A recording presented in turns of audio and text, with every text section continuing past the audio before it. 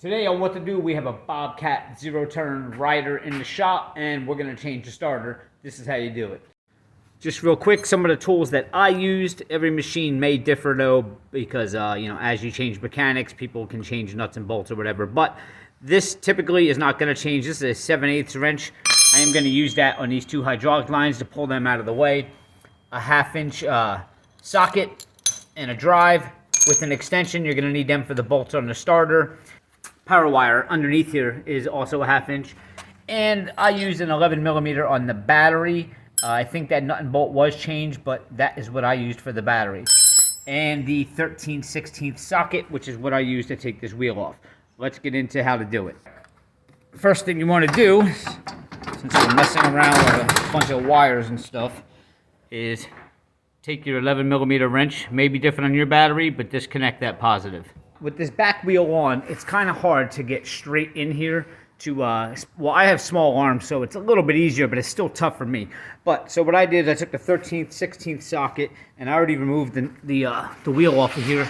So let's get that wheel out of the way. Now, as you can see, you have a clear path in here to work on your starter. And one of the things you might want to do, it's a good rule of thumb, and even I as a mechanic all these years, I still do it, is take pictures. There's a lot of wires in here, and you may only be pulling off 1 or 2 wires, but when you drop that starter down, there's other wires and it could rip them out, and then you're going to forget where things go. So just take a minute, take pictures of everything before you even start disassembling anything. So this way, if you can resort back to it if you have a problem when you're putting the starter back in.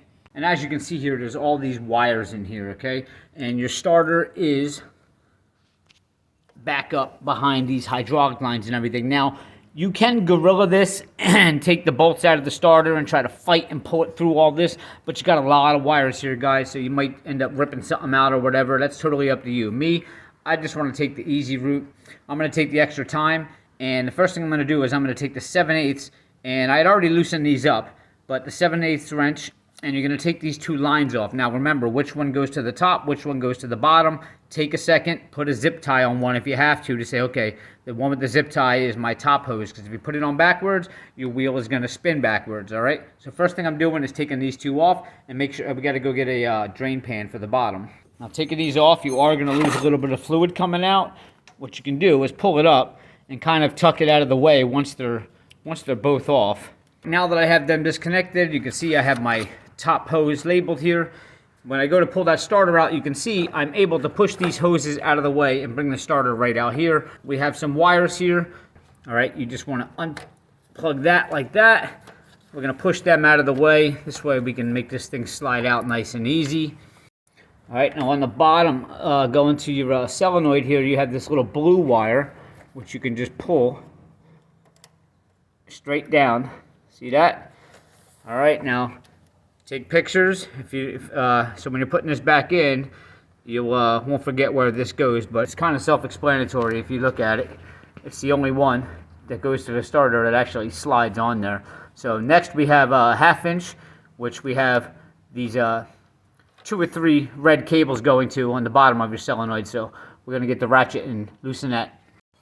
All right, we got our 3 wires off of the bottom of the solenoid there, you can see, and I have all 3 of them tied together with this label here.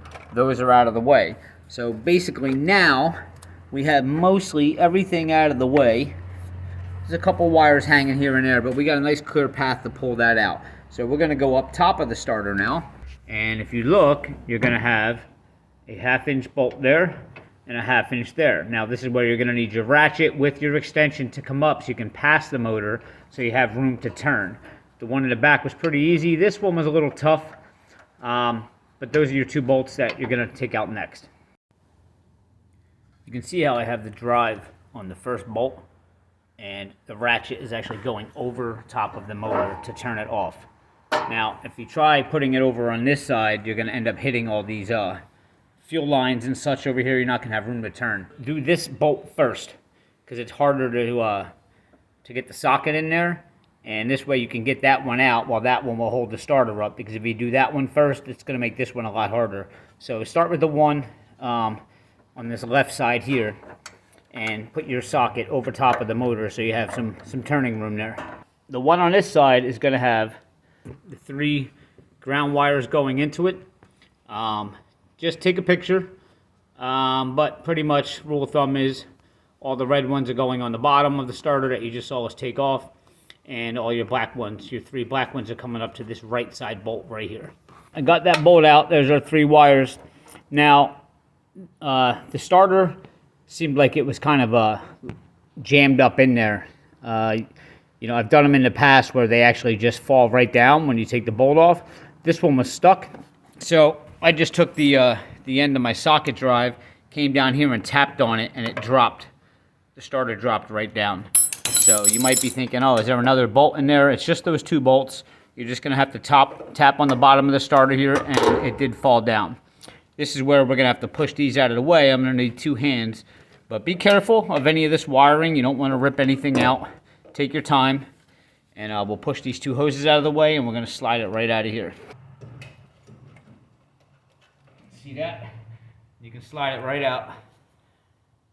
Okay, so if you had taken your pictures and remembered the steps that you did, it's real simple. Take your other starter, put it back in, just retrace your steps. Hit subscribe below, give me a like, and I'll see you guys next time.